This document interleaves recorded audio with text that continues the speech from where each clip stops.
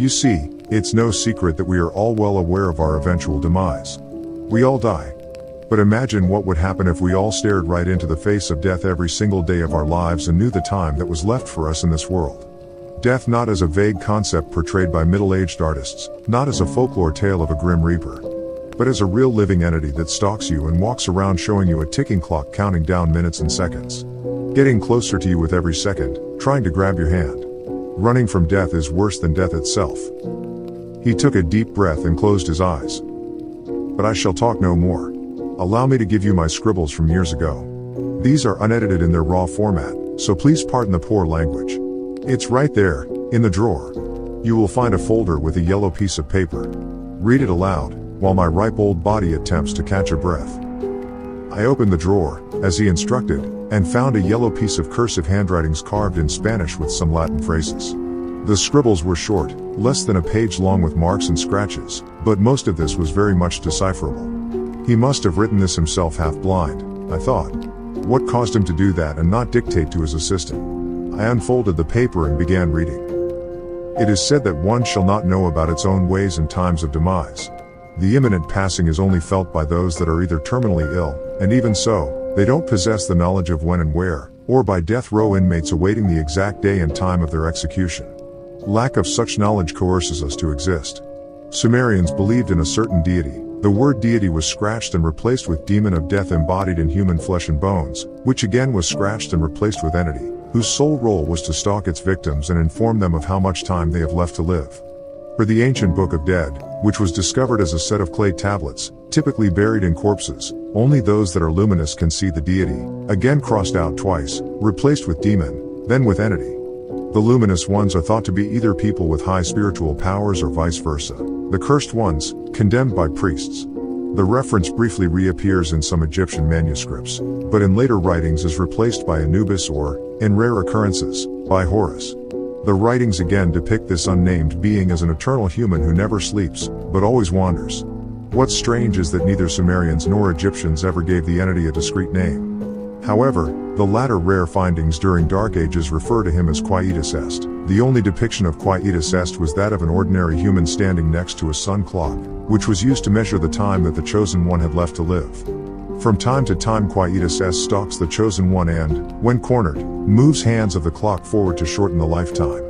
If the Chosen One cannot escape, then his time eventually runs out. The very last reference was found in Enough, Mr. Navarro. You understand the idea. Now on to the main question. Why are you here? He drew closer, and a dull shadow from a lamp cut right through his elongated forehead. Quietus Est is an eternal wanderer who is always with us, the timekeeper who sits at the edge of the stage with a ticking watch on his wrist.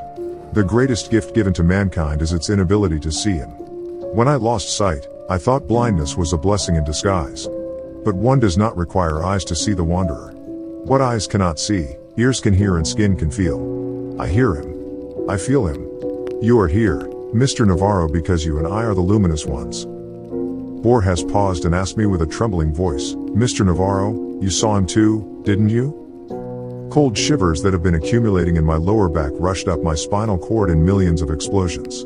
Nausea formed a massive ball of air in my throat, and for a moment I struggled to breathe.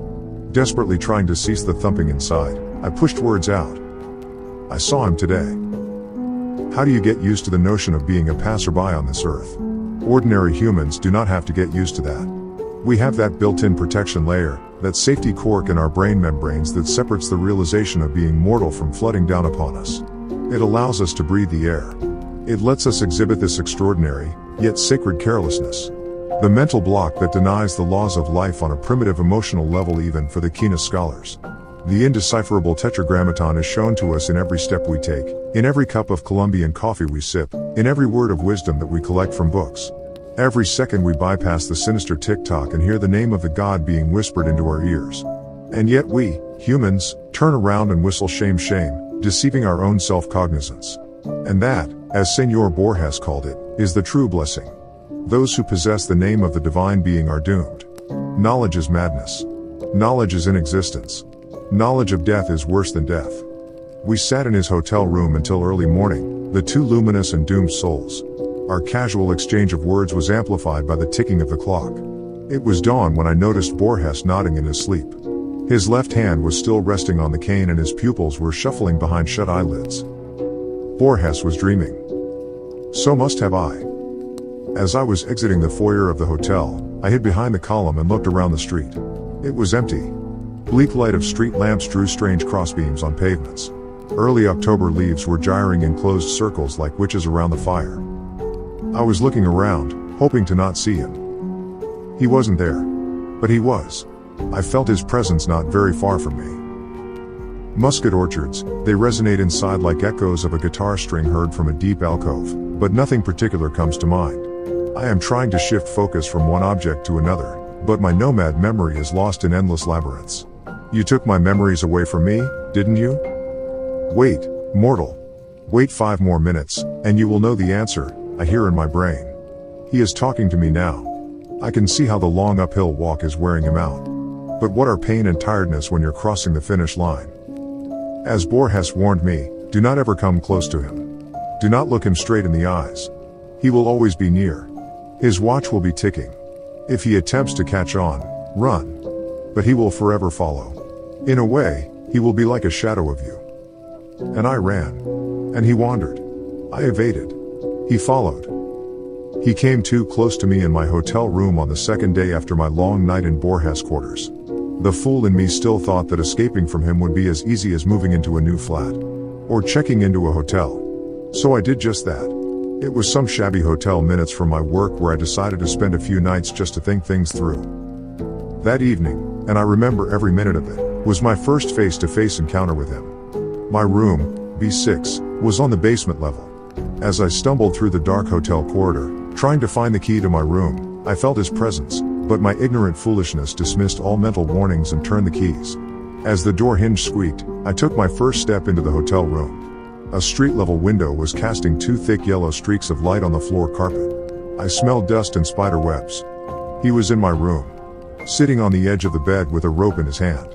A thin white blanket was covering his head like a shroud around a statue.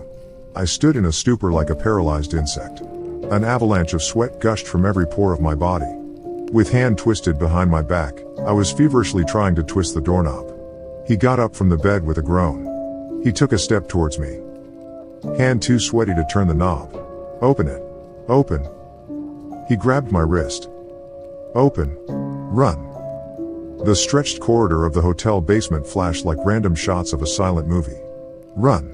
B5. B2. B1. Run. Staircase. Up. Exit. Run. Your time is coming, Fernandez Augustine Navarro. A whisper crawled into my ears. Coming, coming. Hissed the wind.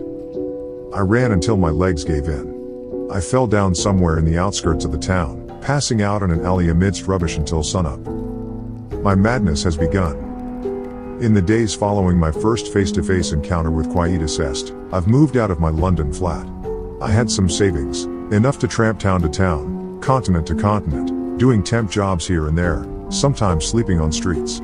He was right behind me. Even if I didn't see him for a month, I knew he would soon catch on. It would be only a matter of time for him to pop up somewhere.